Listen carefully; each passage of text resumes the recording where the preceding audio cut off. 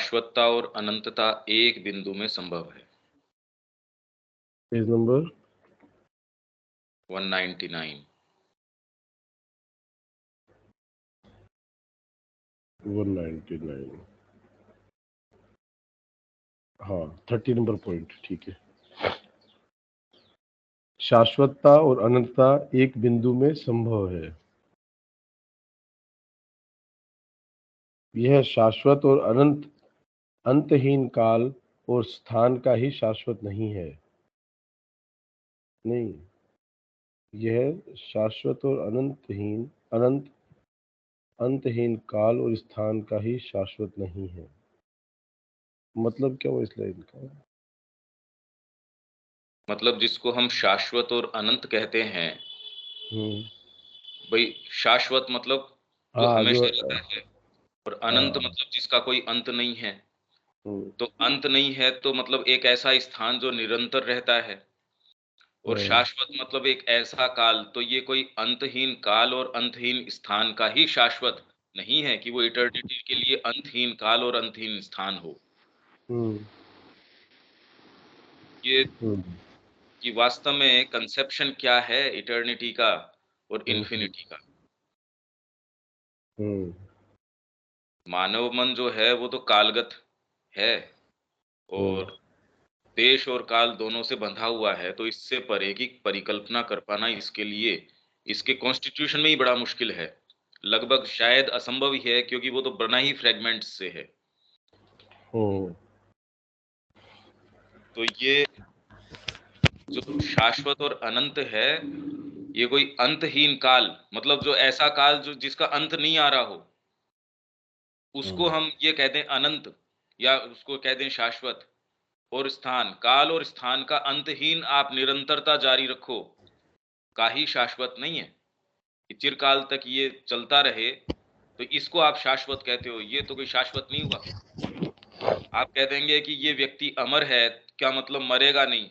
अगर वर्तमान शरीर जिस तरीके का है उसमें आपको ये कह दिया जाए कि मृत्यु नहीं होगी, अब वो डिविनिटी हो गई, अमरता हो गई। वो अमरता थोड़ी है कोई, वो तो बेचारे के साथ अभिशाप हो गया ये, कि तेरा अंत नहीं होगा और शरीर इसी तरीके से चलेगा।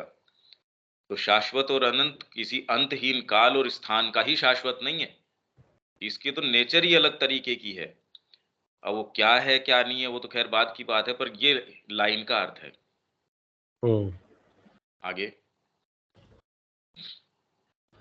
क्योंकि इसकी अनंतता केवल वर्षों और कल्पों के अंतहीन अनुक्रम में ही नहीं, अपितु काल के क्षण में भी अनुभूत की जा सकती है।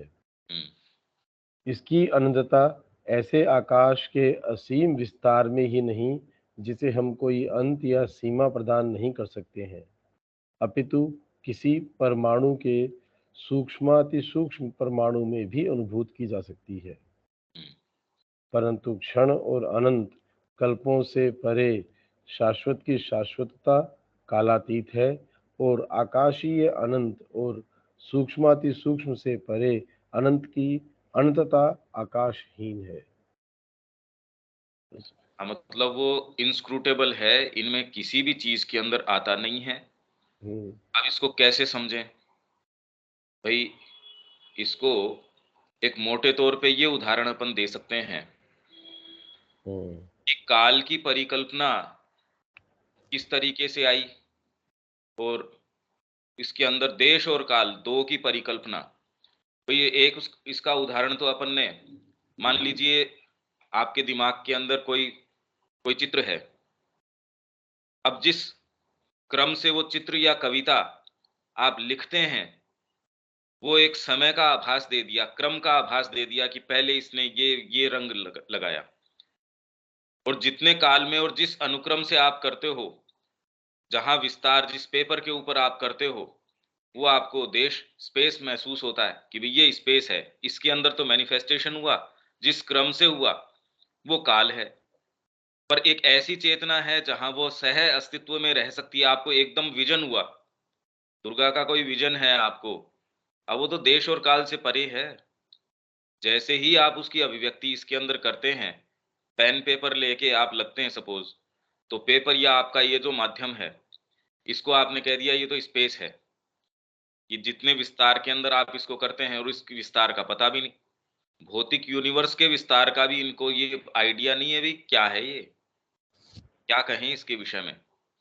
और फिर भी जोरदार बात ये कह रहे हैं कि ये जिस अणु से ये सारा बिग बैंग हुआ और जिससे ये निकला, उसकी जो साइज़ बता रहे हैं, वो तो ये परमाणु के सूक्ष्माति सूक्ष्म परमाणु। भौतिक जो रियलिटी बता रही है विज्ञान, वो भी ये है। तो इसका भी एनालिसिस करें तो सारी चीज़ तो उसके अंदर इनग्रेन्ड है। और साइकोलॉजी के अंदर यदि बात करें, तो आपके साथ अलग-अलग काल का जो है, वो मान चलता है। एक क्षण के अंदर आपको वो रेवलेशन हो गया, वो चीज़ हो गई। कृष्ण प्रेम ने एक दृष्टिपात के अंदर उस मूर्ति के अंदर वो चीज़ देख ली। सारा जीवन उन्होंने पाली के अंदर भी ओरिजिनल लिटरेचर पढ़ लिया, सारी चीज़ पढ़ ली।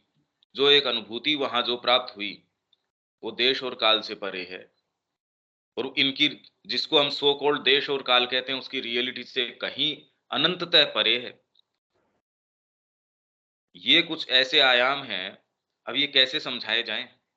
भी हमारे साइकोलॉजी का अपना काल की गणना है। एक क्षण भी उसको इतना भारी लग सकता है, एक क्षण के अंदर युगों-युगों की चीज़ें हैं, वो एक क्षण के अंदर आपको अनुभूत हो सकती हैं। इसीलिए जो अनंत का गणित है, वो कह रहे पूर्ण के अंदर से पूर्ण को घटाओ, तो भी पूर्ण ही अवशेष बचता है उसके अंदर से। पर ये शाश्वत और अनंत जो है, वो अंतहीन काल और स्थान का ही शाश्वत नहीं है, क्योंकि इसकी अनंतता केवल वर्षों और कल्पों के अंतहीन अनुक्रम में ही नहीं, अपितु काल के एक क्षण में भी अनुभूत की जा सकती है, एक क्षण के अंदर। इसी तरीके की सी बात जो बुद्ध हैं, वो कह रहे हैं भी एक क्षण, ये जो सृष्टि है, क्षण के कितने हिस्से के अंदर जो है, इसकी कंटिन्यूटी इसलिए लगती है अपने को, बाकी एक-एक क्षण के भी, स्प्लिट सेकंड के भी कोई कितनेवें हिस्से में ये दोबारा बन रही है। और इसकी बिल्कुल गणना दी है उन्होंने। विज्ञान भी इसका प्रयास कर रहा है कि उस गणना तक हम कैसे जा सकते हैं।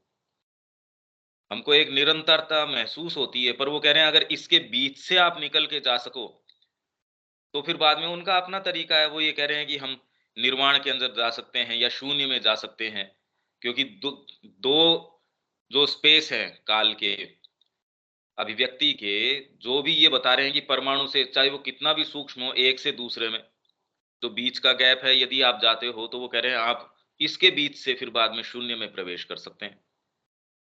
और ये कोई ऐसा नहीं है कि वो काल्पनिक बात कर रहे हैं। वो जो बात कर रहे हैं विज्ञान भी लगभग, जो आप किस तरीके से हमको कंटिन्यूटी महसूस होती है, किस तरीके से क्या है, वो भी उन्हीं गणनाओं के ऊपर पहुंच रहा है।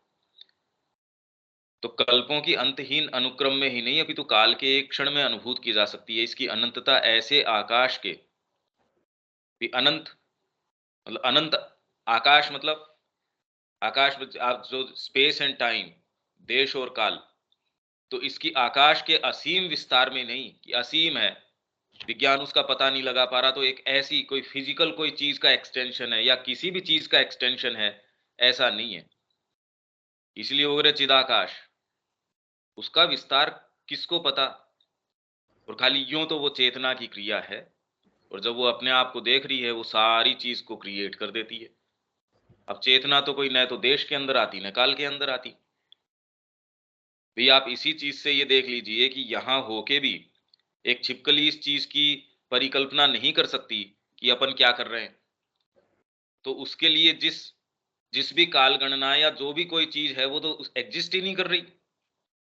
तो वैसे ही जो ये शाश्वतता अनंतता बिंदु, इसमें उसमें, ये जिस तरीके का कंस्ट्रक्शन है उसमें बातें हैं। बाकी तो अगर क्रीड़ा आप उस स्तर पे देखो, चेतना के आधार पे वो अपने जगत क्रिएट कर लेती है, अपनी सारी चीजें क्रिएट कर लेती है।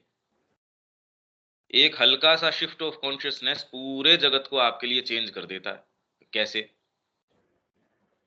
तो वेदांत इसी से शुरू करता है कि आप में भी सारे, मतलब एक पाम्बी है या एक कण है, उसमें भी पूरी की पूरी उतनी ही चेतना, उतनी ही शक्ति, उतनी ही सारी चीज है जो सकल ब्रह्मांडों के अंदर है।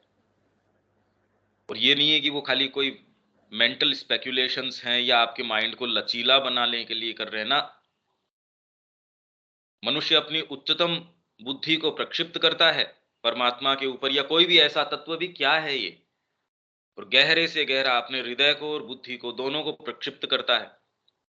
ये अनुभूतियां उसको मिलती हैं। और उच्चतम अनुभूति आज तक जो भी मनुष्य ने दर्ज करी है, वो वेद और वेदांत के रूप में है। मनुष्य की उच्चतम संभव अभिव्यक्तियां हैं या अनुभव हैं, वो वेद और वेदांत के रूप में है, जिसके अंदर वो ये कह रहे हैं कि एक कण के अंदर भी उतना का उतना ही व्याप्त है। और एक चींटी की जो बाम्बी है या उसको बनाने के अंदर उतनी ही एनर्जी उसके अंदर लगती है। इसका बहुत सुंदर विवेचन श्री अरविंद लाइफ डिवाइन में कर रहे हैं, पर अब वो तो मुश्किल है, अगम है, क्योंकि उसके लिए धीरे धीरे धीरे धीरे उसके कॉन्टम्पलेशन करके उसके ऊपर अंदर जाके ये बात क्या है, ये एक आयाम दूसरा है। कोशिश कर रहे हैं कुछ लोग इसके अंदर और डायमेंशंस बताने की, भाई हम जैसे बंधे हुए हैं 3 डायमेंशन के अंदर। इसमें कुछ कह रहे हैं अरे ये 3 नहीं है, कोई कह रहा 11 है, कोई कह रहा 12 है, कोई कह रहा 15 है, और वो ऑपरेट कर रहे हैं। तो यदि ये डायमेंशंस भी ऑपरेट कर रहे हैं तो उनकी कालगणना इस तरीके की नहीं होगी। वो क्या होगी, किस तरीके से होगी, ये बड़ा सूक्ष्म विषय है। पर इस उदाहरण से तो हम समझ सकते हैं कि जैसे आपके दिमाग में कोई एक कविता है, कोई संगीत है, या कोई कला है, उसको जिस माध्यम पे आप एक्सप्रेस करते हैं, वो तो आप कह देते हैं ये तो स्पेस है। और जिस क्रम से उसको अभिव्यक्त करते हैं, आपके कोई चीज आ गई, मेरे को ये भजन गाना है, पर मैं एक के बाद एक लाइन गा रहा हूं, तो आपने कहा इस काल की इस क्रम से, तो वो काल का, क्योंकि आप तो पास्ट प्रेजेंट फ्यूचर इससे बंधे हुए हैं। इनफैक्ट त्रिकाल दृष्टि भी हो जाती है तो भी आप काल की इससे परे नहीं चले जाते। वो कोई अंतहीन कि आपने पहले का और बाद का, और उसमें भी त्रिकाल का मतलब ये नहीं है कि उसका भी एक अपना दायरा है, उसका भी एक अपना तरीका है कि भाई इसको तो सभी कुछ हो गया, ऐसा कुछ नहीं है। त्रिकाल दृष्टि होने तो नारद जी को थी, उनका इतना तक तो मैं देख पाता हूं, उसके बाद के अंदर सावित्री क्या करेगी, यहां तक तो बात है, पर उसके बाद में कुछ चीजें ऐसे गर्भ के अंदर हैं जिसके विषय में कहा नहीं जा सकता। तो एक इस बात के बारे में तो हम समझ सकते हैं, भी ऐसे उदाहरण देने चाहिए जिसको हम कुछ, बाकी तो ये जो है सो है। तो जैसे ही वो कला पेपर पे आती है और जिस क्रम से आती है उसको हम देश और काल, पर ऐसी चेतना है जहां एक कलाकृति नहीं, अनेकों कलाकृतियां। और चेतना की आप जिस स्थिति के अंदर होते हो उसके अंदर ही देखो कलाकृति का कितना फर्क पड़ जाता है। वो ही भजन आप उसी रीति से मान लीजिए, क्रम वही है, मीरा का एक भजन है, आप वही 4 स्टैंजा है जिस क्रम से भी गाने वाले हैं, पर चेतना की जिस स्थिति के अंदर है उसमें कितना बदलाव आ जाएगा। तो हमको तो ये लगता है बस ये अनंत प्रसार है जिसका कोई मतलब तो महसूस होता नहीं, क्योंकि हम तो इतनी क्षुद्रता के अंदर हैं। और उस छोटेपन के अंदर भी कोई ऐसी चीज है जो हम ये कैरी करते हैं, शाश्वतता और अनंतता की। ये भी जोरदार बात है कि वो शाश्वत है, अनंत है, इसलिए वो एक कण के अंदर या एक काल के अंदर या उस स्प्लिट सेकंड के अंदर नहीं आ सकता। अब वो अगर 1 सेकंड के अंदर या एक कण में आ गया तो वो फिर वो सारा कहाँ है अनंत। अब ये तो बुद्धि से परे की बात है। और जबकि विज्ञान कह रही है बिग बैंग एक उससे शुरू हुआ, तो अगर भौतिक रूप से भी हम सोचें तो इतना विस्तार इस सारे का, तो वो परमाणु कहाँ रखा हुआ था, अगर परमाणु नाम ले तो उसका। क्योंकि हम तो ये मानते कोई भी चीज रखी है तो वो कहीं तो रखी होगी, और जहां भी रखी होगी इसका मतलब उसके चारों तरफ उसको लपेटने की कोई चीज तो रही होगी। मैं बैठा हूं तो मेरे चारों तरफ जो भी वातावरण या जहां भी हूं मैं, तो वो कण जहां भी रखा होगा, वो कह रहे नहीं स्पेस और ये जितनी भी चीजें हैं वो उसी से आई। अब कैसे एक्सप्लेन करें इसको। ये तो धीरे धीरे इसके ऊपर जाके कि भी हम कितना जा सकते हैं इसके ऊपर। तो वेदांत भी यही बात कह रहा है। और अगर हम वास्तव में धीरे धीरे देखें तो चेतना की जो गति है, जो उसका तरीका है, माँ के अनुभव हैं।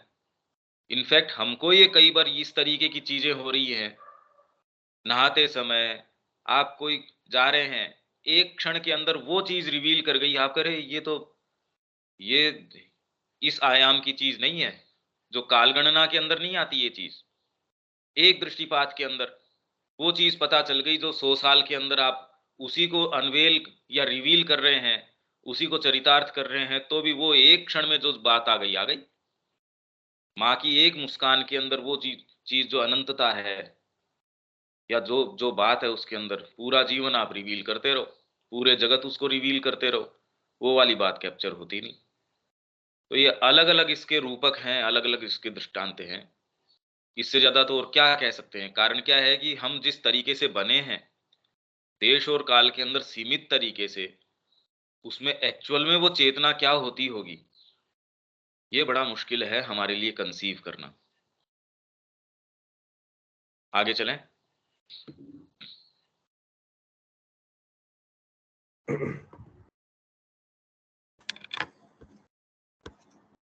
शाश्वत और कालगत अस्तित्व। शाश्वत और कालगत अस्तित्व के बीच कोई असंगतता नहीं है। काल और कालातीत एक आत्म अंतर्भूत भाव और एक आत्म विकासशील गति में एक ही शाश्वतता है। कालातीत शाश्वत है और एक चिरस्थायी वर्तमान में अपने आप को जानता है। काल भी शाश्वत है और अतीत, वर्तमान और भविष्य की अविभाज्य में जाना जाता है। यह तो हमारी चेतना है जो गतिशील पल में स्वयं को स्थापित करती है, जो हमें एक विभाजित काल का एक से दूसरे क्षण में गति करती चेतना का आभास देता है। यह आभास कि चेतना अपने अतीत को खोती है, अपने भविष्य को प्राप्त करती जाती है और तीनों कालों को केवल उस स्मृति की क्रिया द्वारा जोड़ा जाता है जो उसे जो है को जो था और जो होगा उसके साथ बांधती है। शाश्वत चेतना में अतीत अभी भी विद्यमान है और वर्तमान से होते हुए भविष्य के अंदर तक प्रसार करता है। अब जो पहले अपन बात कर रहे थे, कुछ कुछ उसका इसके अंदर एक्सटेंशन है हम्म। कि शाश्वत और कालगत अस्तित्व के बीच कोई असंगतता, कोई विषमता, कोई विभेद ऐसी बात नहीं है कि आपने इटर्निटी की बात कर दी और यहाँ टेम्पोरल बात कर दी। कालगत कोई चीज हो गई तो वो शाश्वत नहीं है। अरे ऐसे कैसे? शाश्वतता ने ही कालगत अभिव्यक्ति के अंदर अपने आप को डाला है, और ये एक अनंत क्रम इसका जो है वो शाश्वतता, मतलब इसको कैसे कहें? शाश्वत है, वो अनंत प्रसार है, तो वो कालगत नहीं हो सकता। ये तो विचारे को लिमिट कर दिया, और ये हमारा ही दृष्टिकोण है। अरे भाई, इसको कोई रोक थोड़ी देता है।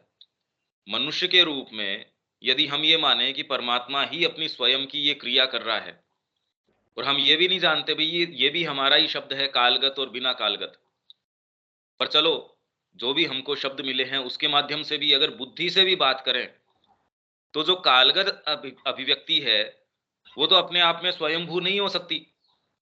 काल के अंदर आया चला गया, तो उसके अलावा कोई एक ऐसा आधार, कोई उसकी ऐसी एक शाश्वत सत्ता होनी चाहिए जो बार बार उसको काल के अंदर लेके आ रही है। नहीं तो बुलबुला उठा चला गया। पर जिस समुद्र के अंदर या जिस आधार के अंदर वो उठ रहा है, यदि वो आधार ही अपने आप में टेम्पोरल हो, तो क्या तो बुलबुले उठ जाएंगे उसके अंदर से? क्या हो जाएगा उसमें? तो शाश्वत और कालगत हमने इसको दो विपरीत अर्थों के अंदर रख रखा है, पर अपने आप में इनमें कोई असंगतता नहीं है। और उसको वो ये फिर बाद में एक्सप्लेन कर रहे हैं। काल और कालातीत, ये दो खाली एक मूवमेंट है। आपके अंदर भी मूवमेंट है। आप अपने आप को खाली स्मृति के आधार पे जोड़ते हो कि दीपक, मैं था, मेरी फोटो में देख रहा हूं कि मैं 15 साल पहले ऐसा था। खाली स्मृति ने कहा कि ये है। बाकी तो न तो आपका रूप उस तरीके का, न कोई चीज वो। आपका अतीत जैसा था, वर्तमान जो है, भविष्य क्या होगा वो भी हमको नहीं पता। तो इन तीनों को जो है, उसको जो था और जो होगा, उसके साथ कौन सी चीज, स्मृति की क्रिया ही तो बांध रही है इस चीज को। बाकी तो हमारा तो कोई संपर्क है नहीं। कल जो बीत गया उससे भी हमारा कोई, खाली स्मृति के द्वारा ही है, और तो वो जो चीज थी। इसी कारण वो कह रहे हैं कि कोई भी गिवन मोमेंट के ऊपर आप तो अपनी उच्चतम चेतना के ऊपर, क्योंकि वो ही क्षण है आपके पास।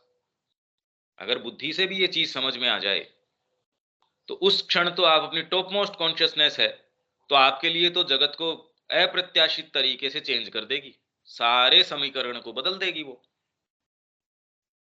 तो इनके अंदर खाली ये एक काल और कालातीत, तो इसमें एक तो आत्म अंतर्भूत भाव है और एक आत्म विकासशील गति, जिसके अंदर काल के अंदर जो आती है वो अपने आप को विकासशील गति है, अपने आप को विकसित कर रही है। और एक कालातीत जो है आत्म अंतर्भूत, वो अपने आप के अंदर लीन है। भाई हम ये माने कि भगवान शिव समाधि के अंदर हैं, वो परात्पर सत्ता है, तो न तो कोई आगे कोई मैनिफेस्टेशन है, न कोई चीज है, होने न होने का भी प्रश्न नहीं उठता। भाई यदि मैं सो रहा हूं तो उस समय होना नहीं होना ये तो कोई बात ही नहीं उठती। या जब मैं गर्भ में था या कंसीव भी मेरे को नहीं किया गया था उस समय, ये सारी की है नहीं है, ये तो कोई प्रश्न थे ही नहीं। हाँ, जो चीज कंसीव होके यहाँ आई, अगर हम कहें वो जीव था या जो भी था, उसने ये देखा, हो सकता है। तो एक ऐसी चेतना है जो बिल्कुल अंतर्भूत है, वो अपनी समाधिस्थ अवस्था के अंदर है। ये हम कह रहे हैं परम पुरुष ऐसा है जो लवलीन है, वो एकदम आत्मलीन है। ये भी हमारे कहने के मतलब क्या और क्या कहें कि वो सुप्रीम पर्सन है। एब्स्ट्रैक्शन के ऊपर भी यदि जाएं तो कैसे करें कि ये आया कहां से ये सारा का सारा। तो वो ये कह रहे हैं जी वो बैठा था, एक सत्य है जिसके अंदर कोई ना कोई, कोई तो कहता है, सांख्य कहते हैं उसके अंदर कोई विक्षोभ हुआ, कोई कहते हैं उसके अंदर ये हुआ, जो भी, कोई कहते हैं क्रिएशन की ओर मूवमेंट हुआ, कोई ये कहते हैं भगवान जो शंकर हैं वो आत्मलीन हैं, समाधि के अंदर हैं, बाहर कोई चीज है ही नहीं। अब जब वो ही हैं तो बाहर तो कुछ है ही नहीं। जैसे ही वो आंखें खोलते हैं अपनी, तो देखेंगे किसको? अपने आप के ही कंटेंट को देखेंगे। उनके अलावा जब कोई है ही नहीं परमात्मा के अलावा, तो उनकी चेतना और उनका खुद का अस्तित्व तो चित्त है और सत है। और वो इसलिए क्योंकि उसमें अंतर्भूत आनंद है। तो इसलिए हम कहते हैं परमात्मा का स्वरूप सच्चिदानंदमय है। और तो क्या कहें, माइंड का ही तो ये है क्रिएशन, और तो इसमें कोई बात है नहीं। तो काल और कालातीत एक आत्म अंतर्भूत भाव, एक आत्म विकासशील गति में एक ही शाश्वत हैं, एक ही है। भगवान शंकर अपनी समाधि में है तो भी भगवान शंकर है। और जब आंख खोल के वो इस त्रिभुवन को देखते हैं, तो इन भवनों का, जो भुवनों का निर्माण हो जाता है। और वो भुवन भी उनसे अलग नहीं है, कि उनके अलावा कोई कोई है ही नहीं। देखेंगे किसको? कोई पृथक सत्ता थोड़ी है कोई। पर उनमें इतनी प्रचुरता है, इतनी अनंतता है, कि अनंत काल तक उनकी चेतना देखना चाहती है कि इसके कंटेंट क्या है। भाई मान लीजिए ये प्ले है, जैसे ही और शी की बात करते हैं, तो भगवान शंकर की चेतना स्वयं जो है, क्योंकि वो तो जगदम्बा है, वो ये देख रही है, इनके कंटेंट देखे, इनके रोम रोम के अंदर जो आपके सारे ब्रह्मांड वगैरह हैं, उनका पार वो नहीं पा सकती। इसलिए कितनी जबरदस्त अद्भुत बात है ये। और यूं अपने आप में कुछ है नहीं, वो अपनी आंखें बंद कर लो बस तिरोहित, सारी क्रिया उसके अंदर लीन हो गई। यहाँ मैनिफेस्टेशन में भी इस तरीके की बात है। और ये जो रूपक है, भाई हम कैसे समझे? हम एक स्मृति की जो क्रिया है उसके द्वारा है, था, ये, और ये भी शब्द हैं, ये तो कालातीत शाश्वत है, विकालातीत शाश्वत है। और एक चीज चिरस्थायी वर्तमान में, वर्तमान आपके लिए तो वर्तमान की जो कड़ी है वो पास्ट प्रेजेंट फ्यूचर में चली गई, उसके लिए तो पास्ट प्रेजेंट फ्यूचर है नहीं।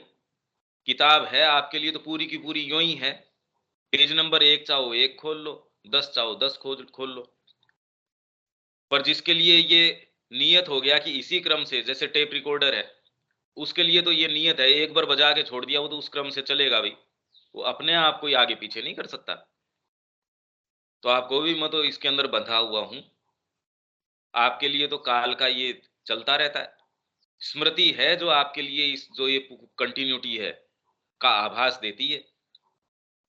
तो चिरस्थायी वर्तमान में अपने आप को जानता है।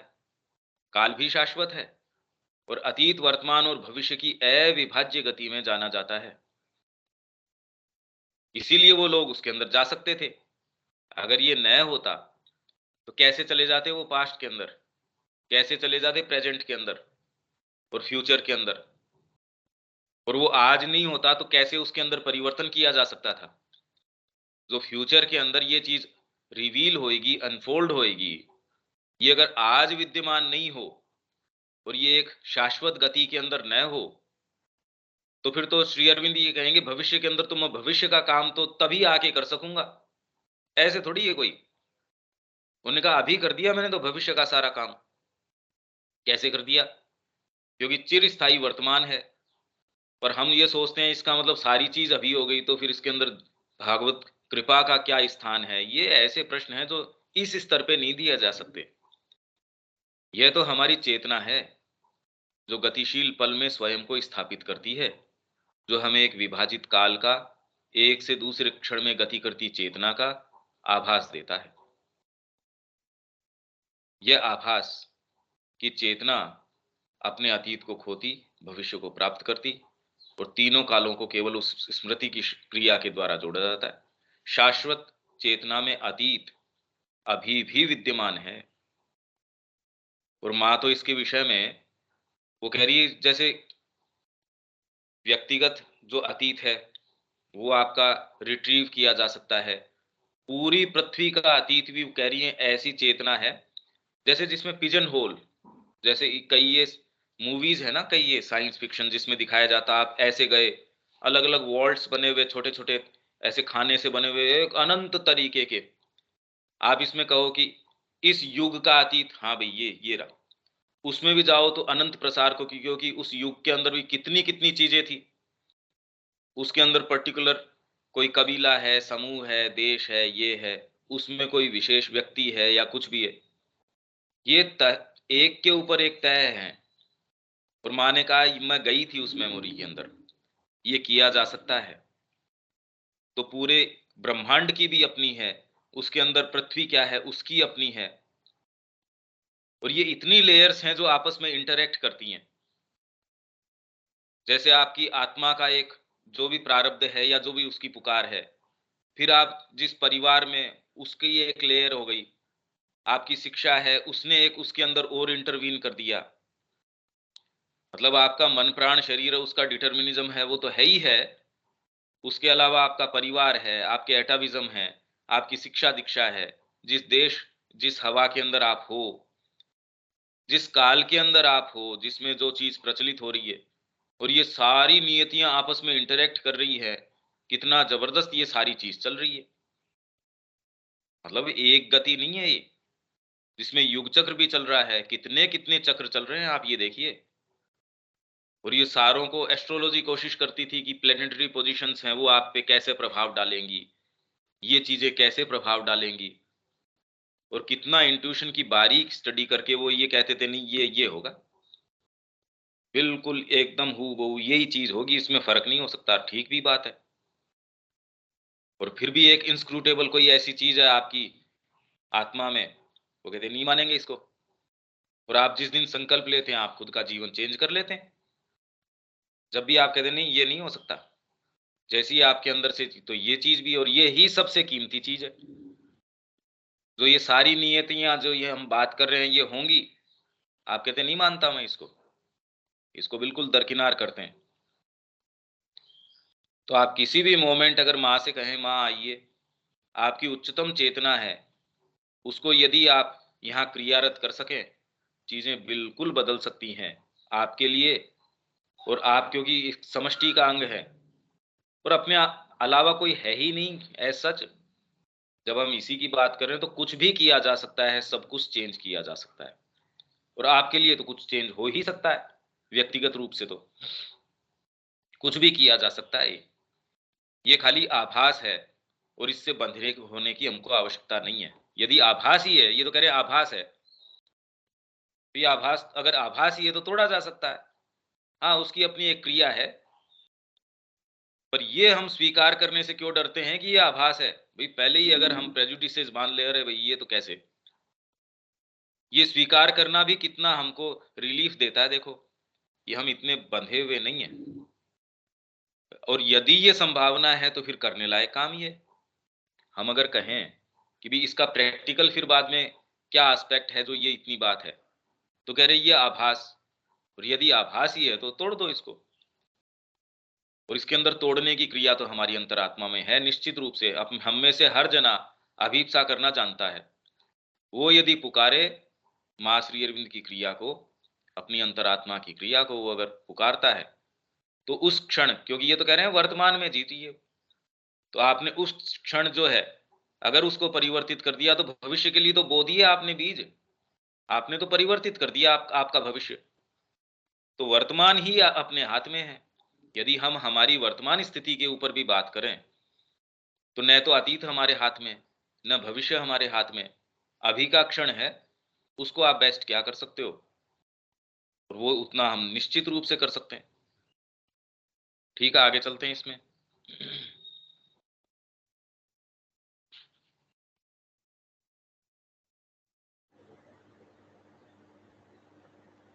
दिव्य सद्वस्तु यथार्थता, रियलिटी।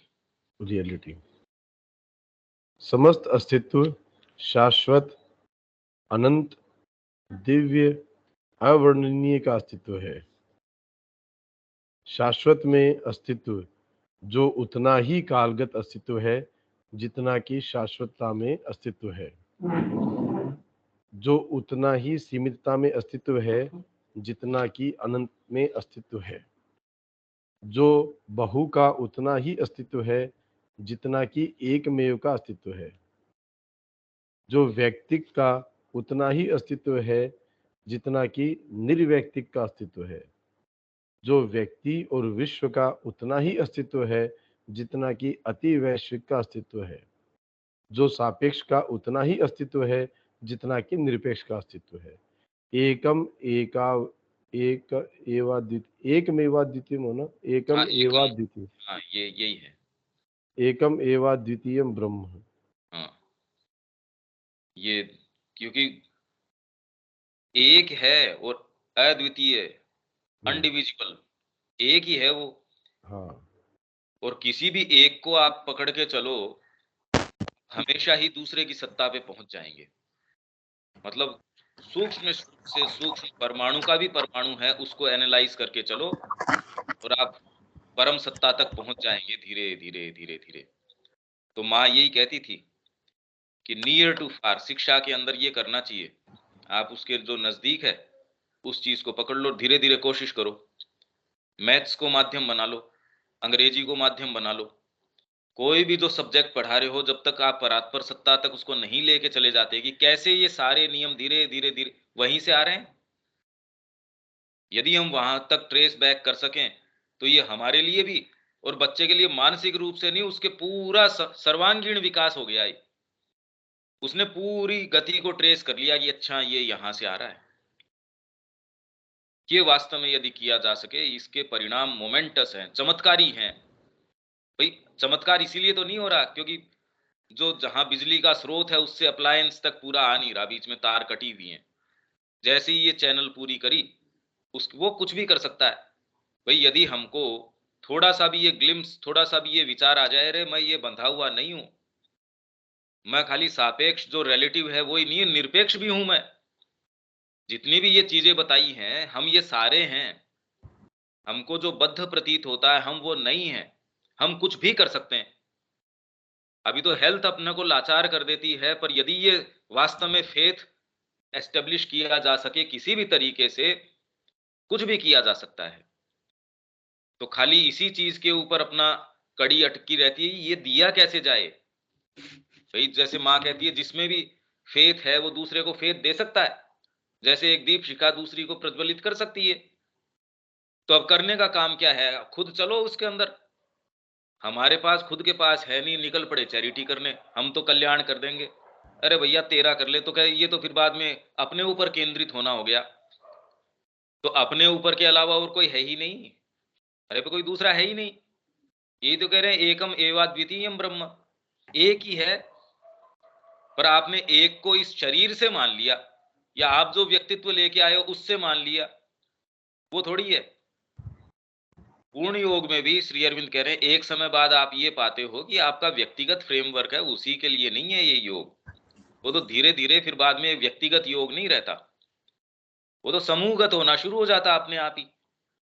पर ये नहीं आप सोच के करते हो, या कि ये इतना कोई आप में ललक होती कि मैं पूर्ण योग कर लूं, ये भी नहीं होता। अब ये बताया नहीं जा सकता, क्योंकि जिन भी टर्म्स पे अपन बताएंगे, जब तक उसका आभास नहीं है वो, तो अब इसका हम क्या बना लें इस पैराग्राफ का? भी इसका कुछ नहीं बना सकते हम यूं तो, कि बहु का उतना ही अस्तित्व जितना कि एकमेव का अस्तित्व है, क्योंकि बहु भी तो उस एकमेव के ही रूप हैं। तो क्या वो आभास ही प्रतीत होता है, सच्चे नहीं है? बिल्कुल रियल है वो। और उन बहु में से प्रत्येक के अंदर ये ताकत है। अकेली सावित्री है, उसने बहु का सारों की नियति चेंज कर दी। हमको नहीं जचती ये। अश्वपति गया तो विजन एंड बून, तो बून उसने कहा कि तेरे लिए करना ना, मेरे को नहीं, अर्थ एंड मैन के लिए चाहिए। तो उस अकेले ने बहू की नियति चेंज कर दी, अगर देखा जाए तो। और उससे ऊपर जाए तो ये सारे के सारे मतलब सारी चीजें हैं, और कोई सी भी नहीं है, क्योंकि जिस मन से हम इसको एनालाइज कर रहे हैं उसमें इनका अस्तित्व नहीं है। इसलिए श्री अरविंद कह रहे हैं पहले थीसिस, फिर उसकी एंटीथीसिस, फिर बाद में सिंथेसिस, और ये चलता रहता है। हमारे अनुभव और ग्रो करते रहते हैं। पर हाँ, इसमें एक विशेष बात तो ये है कि हम जिस जगह अपने आप को वहां सीमित मानते हैं, हम नहीं है भाई। तो मन से भी अपने आप को बद्ध मानने की क्या आवश्यकता है? विवेकानंद जी ने यहीं से अपना स्टैंड लिया कि तुम ब्रह्म हो। इसी से शुरू किया उन्होंने कि तुम ये क्यों मानते हो अपने आप को, ऐसा क्यों? और जगह जगह उन्होंने खाली इसी पे एक पे स्टैंड रखा, पर खाली वो कहने के लिए नहीं कहा, इस चीज का साक्षात्कार था। इसलिए उनकी बात में पावर था, और इसलिए उसकी सारी सारी कड़ियां हैं वो ट्रेस कर पाए। तो ये रियलिटी है, एकम एवाद्वितीयम ब्रह्म, करने का ये काम है। आगे। शाश्वत अपनी सत्ता के सत्य मात्र में अस्तित्व, सत, चेतना, चित्त और अस्तित्व का आनंद है। ये तीन एक, त्रैत और अविभाज्य हैं। ये तीन नहीं अपितु एक हैं। केवल अभिव्यक्ति की एक निश्चित क्रीड़ा में ही उन्हें अलग अलग पहचाना जा सकता है और एक दूसरे से अलग किया जा सकता है, या गोचर अभिव्यक्त में उनके विरोधाभासों में परिवर्तित किया जा सकता है। जो हमें अनस्तित्व, असत या शून्य के रूप में प्रतीत होता है, वह केवल ऐसा अस्तित्व है जो हम जिस अस्तित्व के बारे में सचेतन हैं उससे भिन्न है। जो हमें निश्चेतना के रूप में प्रतीत होती है, वह केवल एक प्रच्छन्न या अंतर्भूत चेतना है, या फिर एक ऐसी चेतना है जिस तक हमारे मन या इंद्रिय बोध की पहुंच नहीं है। दुख, दर्द या पीड़ा के रूप में हमें जो प्रभावित करता है, वह केवल जो अपने आप के विरुद्ध हो चुका आनंद, अस्तित्व का एक विकृत और उत्पीड़ित आनंद ही है। ये विरोधाभास अज्ञान में और अज्ञान के कारण ही यथार्थ हैं, पर सच्ची चेतना के लिए वे केवल दृग्विषय संबंधी और सतही हैं, सत्ता के वास्तविक सत्य नहीं है। हाँ, ये वास्तविक सत्य नहीं है ये। तो हम जो परिकल्पना करते हैं कि सत है, चित है और आनंद है, भाई कुछ है। मतलब कोई भी अगर देख रहा है, अगर कोई बंदर भी देख रहा है, तो कोई चीज को देख रहा है वो। इसका मतलब कोई चीज है, और उसको देखने वाली कोई चीज है जिसने ये रिपोर्ट दी कि भी है। आपको यदि कोई बात ये रिपोर्ट दे रही है कि है, चाहे वो किसी भी माध्यम से, आपके डीपेस्ट अनुभव में आपने कोई अनुभव लिया कि कोई चीज है, मतलब आपके पास उसकी करस्पॉन्डिंग इंद्रियां हैं, या चेतना आप जिसको कहते हैं।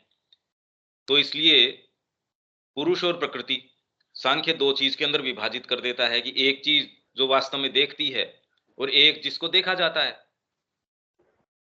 तो जिसको देखा जाता है वो तो है सत, और जो चीज देखती है वो है चित। तो ये कह रहे हैं अपने आप में कोई ये अलग नहीं है। ये विवेचन भी लाइफ डिवाइन में आएगा। तो यदि चेतना न हो तो होने नहीं होने का प्रश्न ही नहीं उठता। यदि देखने वाली चेतना न हो, यही रूम जो है इसके अंदर अलग अलग जीवों को, पशु की चेतना को भी ला के बिठा दिया जाए, तो उसके लिए एग्जिस्ट ही नहीं करती भाई। उसके लिए ये लाइब्रेरी, हमारी ये क्लास, हमारी ये चर्चा, ये एग्जिस्ट नहीं करती। इनफैक्ट उसको सेंस ही नहीं आ सकता कि हम कोई लैपटॉप काम में ले रहे हैं, कोई टेक्नोलॉजी काम में ले रहे हैं। ये तो मानसिक चेतना में अराइज होती है, उस चेतना के अंदर ये चीज अराइज ही नहीं होती। ये जो चीज हमको यही नजर आ रही है, इसके लिए तो कोई बहुत अलग से जाने की जरूरत नहीं है। तो सत है, चित है और अस्तित्व का आनंद है, ये एक ही हैं। क्योंकि सत्य है इस बात को चित्त बताता है। अगर चेतना न हो या देखने वाली चेतना न हो, तो है या नहीं है का तो परिकल्पना उठती ही नहीं। हम कह रहे हैं इतने सारे जगत हैं, ब्रह्मांड हैं, क्योंकि हमारे आंखें हैं, या आंखों के एक्सटेंशन मैंने किसी कोई ऐसी चीज से देखा, कोई बहुत तेज मेरी टेलीस्कोप वगैरह है उनसे देखा, या फिर मैंने इलेक्ट्रोमैग्नेटिक तरीके से चीजों को देखा, किसी और वेव्स के माध्यम से देखा, जिस भी तरीके से मैंने देखा, तो भी एक देखने का तरीका एक माध्यम है। और जिस चीज जो कोई चीज है भाई, जब हम विवेचन करते हैं तो हम ये कहते हैं भी जो दूसरे रूप हैं देखने के, अब पेड़ है मान लो, इसी जगत के अंदर रह रहा है, तो क्या वो देखता होगा? जीवित तो है वो, तो इसका मतलब जगत को सेंस जरूर कर रहा है। तो इसी जगत में रह के आपकी ही बिल्डिंग में कोई एक पेड़ खड़ा है, पर उसको क्या सेंस आ सकता है? कभी नहीं आ सकता। हो सकता है आपकी गुडविल उसके प्रति हो, आपका प्रेम हो, उसको वो रेस्पॉन्ड करता हो। पौधे को आप गुडविल देते हैं, प्रेम करते हैं, उससे उसकी ग्रोथ में फर्क पड़ जाता होगा। पर उसके लिए जो एग्जिस्टेंस है, वो हमारी कल्पना से परे है। वो सत्य को किस तरीके से सेंस करता है, एक पत्थर किस तरीके से सेंस करता है,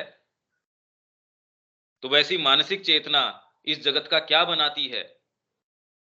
तो अपने आप में सामने क्या चीज है, इसी रूम के अंदर यदि 4 चीजें बिठा दी जाएं, एक पत्थर को बिठा दिया जाए, एक पौधे को बिठा दिया जाए, एक फिर बाद के अंदर किसी डॉल्फिन को बिठा दिया जाए, किसी चिंपैंजी को बिठा दिया जाए, या किसी एक बच्चे को, मनुष्य के ही बच्चे को बिठा दिया जाए, और उसके भी अलग अलग रूपों को, इसका वर्णन ही उनके लिए मतलब एग्जिस्टेंस में ही अंतर आ जाएगा। ये नहीं खाली वर्णन में फर्क आएगा, वो इसका वर्णन ही नहीं कर सकती। एक चील है, उसी जगत में रहती है, हमको लगता है उसी में रहती है, पर वो उसमें नहीं रहती। और इसीलिए हम कहते हैं कि हर जना अपने इंडिविजुअल जगत के अंदर रहता है। हमारा आपस में इंटरेक्शन बड़ा मुश्किल से ही होता है, इंटरेक्शन नहीं होता। तो अपने आप में कोई चीज है या नहीं है, इसीलिए वो कह रहे हैं चेतना सृष्ट करती है जगत को। जगत का निर्माण चेतना करती है। कैसे? देख लो अब आप, ये कमरा आपको लगता है ये है, इसमें अलग अलग उनको बिठा दो, उनकी चेतना क्या निर्माण करेगी। और जिनको ये मान लो दीवारें ही नजर नहीं आ रही हो, कोई अगर वेवलेंथ जिसकी है, आपकी मोबाइल तरंगों की वेवलेंथ के ऊपर जिसकी एग्जिस्टेंस हो, उसके लिए तो ये दीवारें वगैरह एग्जिस्ट ही नहीं करेंगी। उसको जैसा दिखेगा वैसा आपको नहीं नजर आ रहा, तो उसके लिए सत का जो वर्णन है वो वैसा है ही नहीं। तो इसलिए चेतना में शिफ्ट से सत अपने आप ही आपके लिए एग्जिस्टेंस है, सारा का सारा बदल जाता है, एकदम बदल जाता है। इसीलिए सांख्य ये कहता है कि पुरुष जो भाव अपना लेता है, प्रकृति उसी के अनुरूप रूप ले लेती है। अपने आप में है ही नहीं कोई चीज। कितनी समझदारी की बात है ये। ये तीन एक त्रैत और अविभाज्य हैं, ये अलग अलग नहीं है। वही हम ये कहें सत है और चित है, तो आनंद कहां से आ गया? ये तो मनुष्य कहता है, क्योंकि इसके अंदर आनंद के अलावा कोई दूसरी चीज, वो तकलीफ में नहीं हो सकता था। परमात्मा को कोई तकलीफ हो या कोई ऐसी चेतना, उसको तकलीफ का कोई कारण नहीं है। मनुष्य के कारण ये हैं, वो वाले कारण हम कहते हैं कि उस चेतना में नहीं होने चाहिए। ये सारी डीपेस्ट एनालिसिस करके हम इस मनुष्य पहुंचे हैं यहां तक। ये तीन नहीं एक हैं, केवल अभिव्यक्ति की एक निश्चित क्रीड़ा में ही अलग अलग पहचाना जा सकता है, और एक दूसरे से अलग किया जा सकता है, या गोचर अभिव्यक्ति में उनके विरोधाभासों में परिवर्तित किया जा सकता है। विरोधाभासों में परिवर्तित हो गया, हम हैं, सत तो मान लिया, मैं हूं, बैठा हूं। चेतना मेरे को कितनी है? एक लिमिटेड ही है सारी चेतना। 7 फोल्ड इग्नोरेंस, 7 फोल्ड नॉलेज, फिर उससे भी ऊपर। तो यहां चेतना में सत के अंदर ही फर्क आ गया, आनंद का तो कोई लेना देना ही नहीं है। तो गोचर जो अभिव्यक्ति जो हमको आंखों से नजर आती है, तो विरोधाभास में चेंज हो गए। तो सत है वो बिल्कुल असत बन गया, चित है वो बिल्कुल नेसेंस अविद्या बन गया। आनंद है निरानंद बन गया, उल्टा बन गया उससे। तो श्री अरविंद के उपनिषद में यही है, सत असत से ऊपर है वो। इस सत और असत इस परिकल्पना से परे है, और फिर भी इसमें बंध जाता है। उससे परे होके भी उसका परतर होने का जो स्वभाव है उसको रोक नहीं लेता कि वो सत नहीं बन सकता है, या इस सत का असत नहीं बन सकता, या इनका कोई मॉडिफाइड रूप नहीं बन सकता। वो कुछ भी हो सकता है, और फिर भी बिल्कुल डिटरमिन्ड भी हो सकता है। नहीं तो हम निर्माण कैसे करते? एक पेंसिल बना ली, आपको पता है कल यहीं मिलेगी।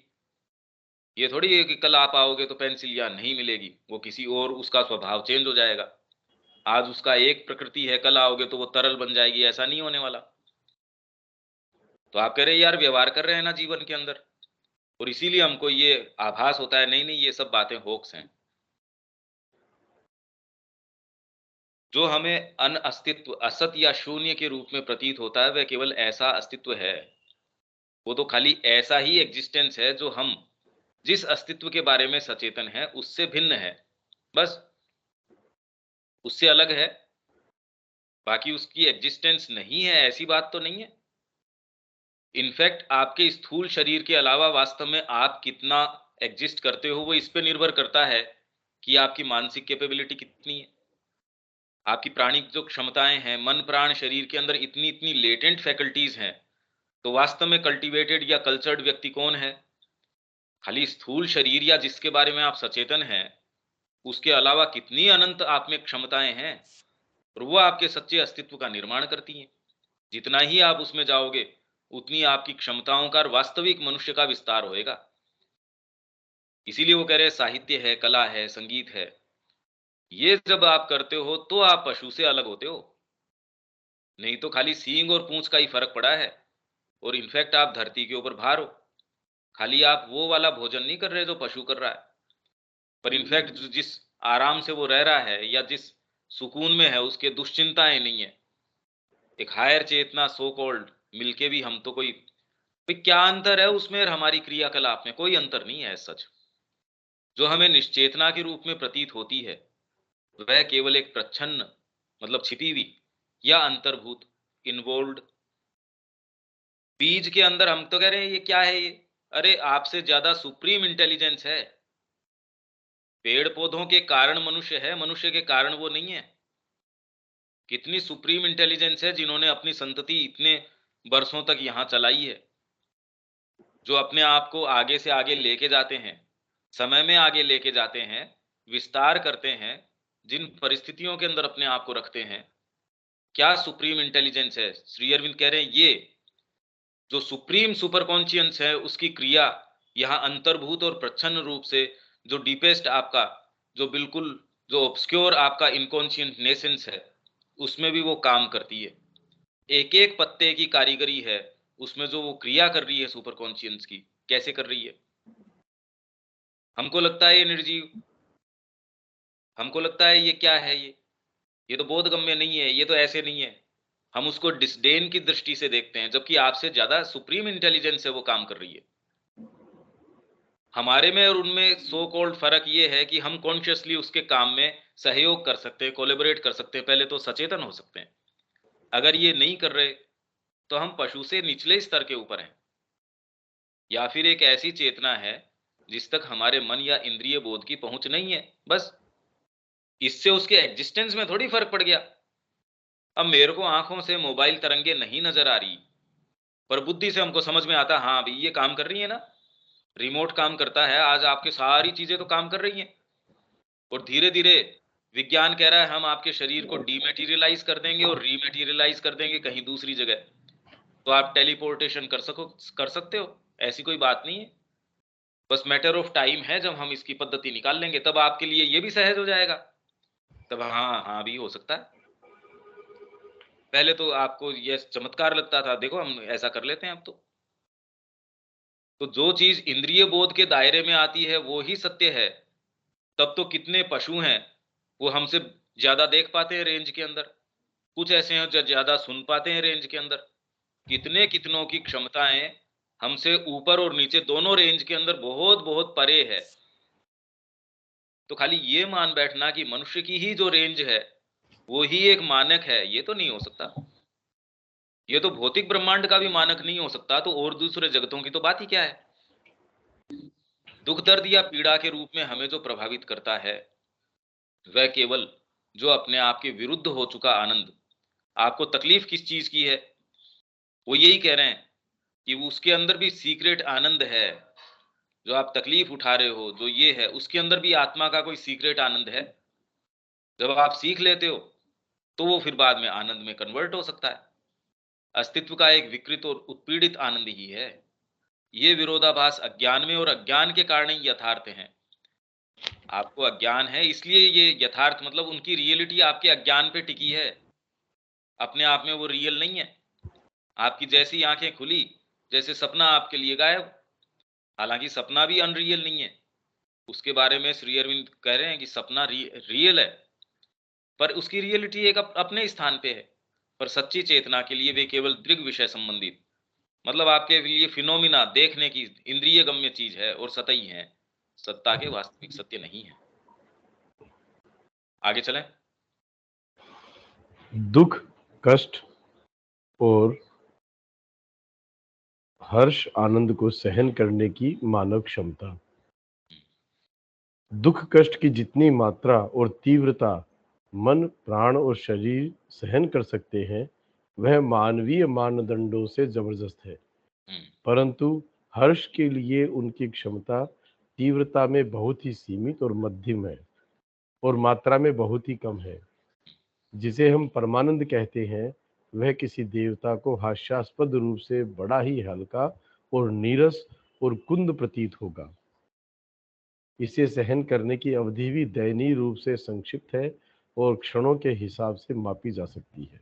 क्षणों के हिसाब से मापी जा सकती है। हम्म, आपके कोई अगर डीपर क्षण आ रहे हैं, वो भी क्षणों के हिसाब से है। हम्म, तकलीफ जिंदगी भर उठा सकते हो, पर यदि कोई अच्छा मोमेंट आपके पास आ गया, आप बिखरते हो उसके अंदर। हम में कंटेन करने की क्षमता नहीं है। भाई, जिसका भी हमने वर्णन पढ़ा है आज तक, उसकी यही है कि वो कंटेन नहीं कर पाता उस एटमॉस्फेयर में। एक सर्टेन क्षण या समय के से ज्यादा आप उसको सहन कर ही नहीं सकते। चैतन्य महाप्रभु के विषय में आप पढ़ते हैं कि सप्त प्रहरिया भाव आया उनके। 7 प्रहर अवतार भाव आया, जिसके अंदर वो परमात्मा भाव में थे। यूं तो उनका एनी टाइम भावावेश आता रहता था। तो जब अवतारहुड की बात करते हैं श्री अरविंद, उसके अंदर कहते हैं कि अलग अलग फिनोमिना है, जिसके अंदर वो अलग अलग बताते हैं कि इसका अवतारहुड ऐसे, इसका ऐसे। और का इनका एक विशेष तरीके का है। अपने सामान्य क्षणों के अंदर अपने आप को ये वैष्णव भक्त मानते थे। और जब वो भाव आता था, उस टाइम तो अपनी माता को भी कि चलो प्रणाम करो, शची देवी को ये प्रणाम करो, और तू वैष्णव भक्तों के साथ ये करती है, अपराध करती है। तो जब वो आवेश के अंदर, उसके अंदर तो सप्त प्रहरिया जो भाव आया, उनके 7 प्रहर 21 घंटे हो गए। तो सबने जो है, पहले तो ये था कि आहा जय जयकार करना, ये करना, सबने जो करना था, सबने तो उनको, जो उनका स्नान करवाना है, जैसे मूर्ति के साथ, देवता के साथ जो जो आप करते हैं, पूरा जो गांव है, उन्होंने आके उनको जो अपने फल है, व्यंजन है, जिसका जो मन पड़ा, मतलब आपने जो मन चाहा, आपने पूरा अभिषेक करना और करना, सब काम कर लिया, पूरे गांव ने कर लिया। अब फिर बाद में क्या करो? इसके बाद में उन्होंने प्रार्थना करी, जी अब इसको हम सहन नहीं कर पाते, इसको तिरोहित कीजिए। यही चीज हम देखते हैं अर्जुन के केस के अंदर। उसको दिव्य दृष्टि दी, बाद में उन्होंने कहा, मैं तेरे को इस चीज से मेरा रूप नजर नहीं आएगा, मैं तेरे को मेरा ये रूप दिखाता हूं। फिर बाद में उसने कहा, भाई ठीक है, इसको आप संवरित कीजिए। तो जहां भी हम देखते हैं, हमारी स्वयं के आत्मा के क्षणों को आप देख लीजिए ना। आप जिसको डीपर मोमेंट कहते हैं, जो वास्तव में आपको कोर तक टच करते हैं, वो कितनी बार आते हैं और कितनी देर तक रहते हैं, और उसकी इंटेंसिटी भी हर व्यक्ति के ऊपर है। इसलिए श्री अरविंद के लिए माँ कह रही है, वो तो उनको कोई अगर मिलने जाता था, वो तो ऐसे से उसका अथाह समुद्र, कोई व्यक्ति महसूस नहीं होता वहां। वो कोई छोटी सी चीज से विरह में, इसमें उसमें डांस नहीं करने लग जाते। और दूसरे आपको आइडियल स्टेट देखो, ये है भक्ति, ये नृत्य कर रहा है, इसके रोमांच आ गया। वो कह रहे इसमें विकार आने शुरू होते हैं, जैसे ही आप में ये कि आपके रोम हर्ष हो गए, आपके शरीर से जो है जो अश्रुस्राव होने लग गया, या फिर आपके वाणी जो है वो भंग होने लग गई। आप जब गाते हैं, जब आप बोलते हैं, आपके जो गला भर जाता है, तो आप में ये सारी चीज़ें श्री अरविंद में कहीं कोई वो कह रहे हैं, अरे भाव नहीं है, अरे भाव की बात नहीं है, वो तो कंटेन कर सकते हैं सारे जगत को।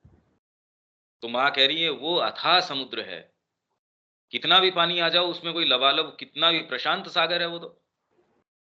कोई थोड़ा-सा उसमें कोई ये आ जाए कि कहीं बाढ़ आ गई तो उससे कोई फ़र्क थोड़ी पड़ जाएगा उसके अंदर। रोज़ उसमें कितना और आके भी समाहित होता जा रहा है, उसके कोई फ़र्क नहीं पड़ता, वो तो एकदम अथाह है। और सागर तो फिर भी मान लो एक छोटी-सी चीज़ हो सकती है। श्री अरविंद का जो व्यक्तित्व है, तो हम तो उसका एक क्षण कंटेन नहीं कर सकते। जैसे उसको रामकृष्ण जी ने हृदय को वो दी, देती वो बेचारा कंटेन ही नहीं कर सकता, कह रहा रामकृष्ण तू भी ब्रह्म है, मैं भी ब्रह्म हूँ। क्या हो गया इसका तो? आपको थोड़ी-सी भी चेतना दी जाती है, उसके अंदर तो आप कैसा-कैसा कर बैठते हैं। थोड़ी-सी एनर्जी आती है, उसको कितने-कितने उस दिन तो आप सारे प्रोजेक्ट की ये भी कर लेंगे, ये भी कर लेंगे, ये भी कर लेंगे। थोड़ी-सी वो एनर्जी डाउन होती है, जो आपके नित्य प्रति के क्रम है, वो कर्म है, वो ही करने मुश्किल हो जाते हैं। तो जब आप माँ से पुकारते हैं, वो एनर्जी देती है। आपको थोड़ी-सी एनर्जी महसूस हुई नहीं, उससे पहले कर्म में लग जाएँगे, कि बस मैं तो इसको ये बड़ी ज़बरदस्त बात है, आप हर जना अपने में से देख सकता है ये। दुःख कष्ट सहन करते रहेंगे, रोते रहेंगे, बिलखते रहेंगे। मनुष्य जाति अभी तक तो यही कर रही है, कितनी तकलीफ में है, और जितनी उसको तकलीफ दी जा रही है, उतना वो कंफर्टेबल महसूस करती है। और जिनको थोड़ा-सा आराम में छोड़ दिया जाता है, वो तकलीफ में आ जाते हैं। आप अपने परिवार के अंदर देख लो, जहाँ एकदम कस के अनुशासन है, वो आपको हमेशा ही शिकायत भले ही करते रहेंगे, पर हाँ, वो ठीक चलेंगे। जितना अनुशासन में आप रखते हो, उतना वो ठीक है। और जितना ही आपने उसको ढीला छोड़ दिया, उसके विचार आने शुरू हो जाते हैं। तो आश्रम में शुरू के अंदर आए, अब उनके और कोई काम नहीं, सिरफोड़ी करना शुरू। तो माँ कहती है the only thing that they do is chatter, chatter, chatter. तो उन्होंने कहा इनको लगाओ कसीदाकारी के अंदर बेचारों को, नहीं ये मारेंगे एक दूसरे को। तो किसी को कसीदाकारी में लगा दिया, किसी को किस में लगा दिया, किसी को किस में लगा दिया। इस दृष्टि से देखो तो इनको सारों को एक-एक गोली देनी ज़रूरी है कि वो अपने काम में लगे रहें। नहीं तो मानव व्यक्तित्व जिस तरीके का है, वो थोड़ी-सी चेतना आती नहीं उसके अंदर, तो वो क्वेश्चन करना शुरू। एक से दूसरे को जाके कि उनके पीड़ा ये चर्चा की ये थी कि श्री अरविंद तो अतिमानस तक लेके चले जाएँगे, तेरा कृष्ण है वो खाली ओवर माइंड तक लेके जाएगा। अब बताओ ये कोई चर्चा का विषय है? श्री अरविंद ने कहा तुमको सेंस तो है क्या, तुम क्या बात कर रहे हो? ओवर माइंड की भी बात तुम यूँ कर रहे हो जैसे तुम्हारे रीच के अंदर है, यूँ हाथ लगा लिया ओवर माइंड आ गया। क्या सेंस तो है क्या, तुम क्या बातें कर रहे हो ये? तुम अभी अपने छोटे से ह्यूमन दायरे से निकल पा नहीं रहे। तो उसमें हमारी वर्तमान जिस तरीके का मटेरियल है, उसमें दुःख कष्ट तो हम झेल पाते हैं। इसका हमको न तो टच प्राप्त होता, इसीलिए माँ ने कहा कि अर्थ एटमॉस्फियर के पास राधा जी आई थी। एक व्यक्ति ऐसा नहीं था। मतलब ये जितनी बातें चलती है हमारे ये गुरु, ये वाले जो महाराज और कितने-कितने ये हैं, जो कह रहे हैं ये तो हमेशा सखी भाव में ही रहते हैं, इनको इतने-इतने साक्षात्कार हैं। माँ ने कहा एक जना ऐसा नहीं था, जिनके अंदर धारण क्षमता थी, तो वो वापस लौट गई। तो बच्चों की क्लास के अंदर थी, फिर माँ ने ये कहा, "रे बेवकूफों, तुम ये तो पूछ सकते थे कि माँ आप तो थी यहाँ, तो आपने क्यों नहीं उनको फिर बाद में बुला लिया? या ये तो मेरे से पूछ ही सकते थे कि माँ बड़ी ये कि ये रे कैसे लोग हैं जो प्रश्न पूछने चाहिए वो प्रश्न कर नहीं रहे। कहा हाँ माँ ये बताओ बताओ। तो कहा मैं जब स्वयं यहाँ मौजूद हूँ और उसका ही लाभ कोई यहाँ उठा ही नहीं रहा, तो मेरे को कोई ये थोड़ी है कि मेरे पास चलो ये फैकल्टी भी आ गई, ये भी आ गई, मेरे को ये कोई परिवर्धन थोड़ी करना है। हम तो एक कार्य के लिए आए हैं। धरती यदि तैयार नहीं है उसके लिए तो वो चीजें नहीं है भाई। तो अनंत इस तरीके की चीजें हैं जो हमारी प्रतीक्षा कर रही है, यदि हमको थोड़ा सा इसके प्रति आभास हो सके। इसीलिए पर वो कह रहे हैं फियर है, डिस्ट्रस्ट है, स्केप्टिसिज्म है। वो ये कल्पना तक भी नहीं आने देते कि जीवन में कोई अलग चीज हो सकती है। और जिनमें ये कल्पना आ जाए और फिर भी एक्चुएट उस चीज को कर पाए, ये तो हम सारे ही जानते हैं। ये तो सारे ही हमको तो इसका अनुभव है कि हम सब इस चीज को तो अनुभव किए हुए हैं कि भी जीवन में करने लायक क्या है। और एक्चुएट कर पाते हैं, वो आपका चेक फुलफिल नहीं हो पाता कभी भी। वो तो आपके इफ बट ये वो चलते ही रहते हैं। हाँ, आप सिंसियर मोमेंट्स में होते हो तो डेकोरेशन इतना नहीं करते उसका। बाकी तो डेकोरेशन चलता रहता है, मेरे को तो माँ ही गाइड कर रही है, मैं बस ये मेरी इनसिंसियरिटी है, ठीक है। अब भी इस अगर ये नहीं हो तो फिर बाद में आपका फ्रेमवर्क गड़बड़ा जाएगा। तो हम वो दुःख कष्ट सहन करते रहते हैं, क्योंकि आत्मा का विरोध करेंगे दुःख कष्ट ही होएगा और क्या होगा। ये मनुष्य जाति की वर्तमान स्थिति और उसकी जो क्षमता ये बता रहे हैं आनंद को सहन करने की है नहीं। न तो उसकी मात्रा, न इंटेंसिटी और न ड्यूरेशन। भी मात्रा कि मैं इसमें इतना शरबत मिलाऊं, वो कितना इंटेंसिटी उसकी है और कितनी देर तक मैं ये कर सकता हूं। तो न तो वो देर तक कर सकते हैं, न उस इंटेंसिटी को सहन कर सकते, कुछ भी नहीं है। तो देवताओं को हम जिसको परमानंद कहते हैं, अरे भाई इसके अंदर, और काव्य लिखने शुरू करते हैं इसके अंदर, ऐसे लगा जैसे देवता फूल वर्षा कर रहे हैं, दुंदुबियां बज रही है, ये हो रहा है वो हो रहा है। जो हमसे ऊपर के लोग हैं वो देख के हंसते होंगे, यार कैसी बातें कर रहे हैं ये हमारी स्थिति है। या हम छोड़ सकते हैं, इसमें कोई बात है तो बोलो। नहीं, ठीक है। हाँ, विवेक कोई बात? नहीं भैया, ठीक है। ठीक है, तो कल इसको फिर बाद में आगे से लेते हैं। जय श्री माँ। जय श्री जय राम। श्री राम।